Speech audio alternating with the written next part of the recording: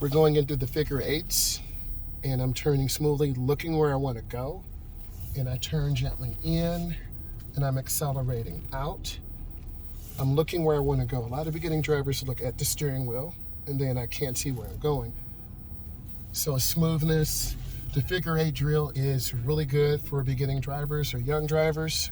Nice and smooth, looking where I want to go. Nice and smooth, and I'm going to finish up going back around again. So you want to split it in half, and I'm going slow, not overturning the wheel. I'm looking where I want to go. Always look where you want to go.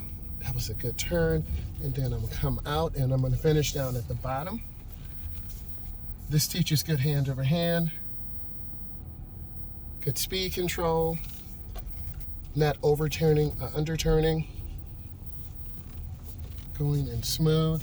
This builds a rhythm. You want your beginning drivers to have a rhythm, going in smoothly, and it's really peaceful. And these are some drills that you can do to help your beginning driver. If this brought you value, give it a thumbs up, subscribe.